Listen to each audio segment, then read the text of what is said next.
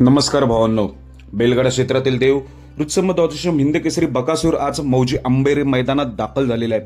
तर कोणत्या गटामध्ये पळणार आहे, फिक्स गट सांगणार आहे, कोणत्या गटात पळेल हे फिक्स अपडेट सांगणार आहे. व्हिडिओ शेवटपर्यंत बघा.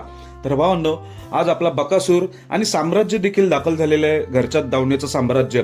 पण तुम्हाला मी एक खरं सांगू इच्छितो की काल बकासूर आणि सर्जा 10-10 ही जोडी होती, पण अचानकपणे सर्जाला दुखापत असल्यामुळे त्यांनी नियोजन कॅन्सल केलं, म्हणून बकासूर आणि महाराज घरचाच साज पळाला. तर तुम्ही एक नोटीस करा, काल मामाने तब्बल 5 चिट्ट्या टाकल्या होत्या वडकी हिंदकेसरी मैदानात.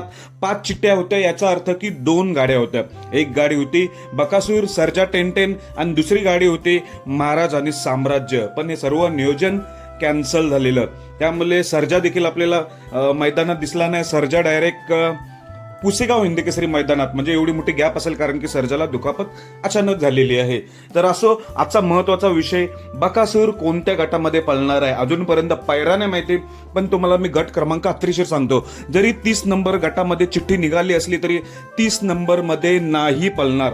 30 नंबर मध्ये बकासूर नाही पळणार. मग कोणत्या गटात? तर भावांनो, खात्रीशीर अपडेट, बकासूर पळतोय गट क्रमांक 27 मध्ये. गट क्रमांक 27 मध्ये आपला बकासूर 100% पलताना दिसणार आहे. त्यामुळे वाट पाहावी लागेल आपल्याला गट क्रमांक 27 ची.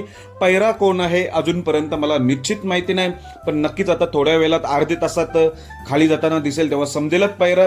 पण गट क्रमांक 27 मध्ये आपला बकासूर येतोय मौजी अंबेरी मैदान गाजवायला. धन्यवाद भावांनो.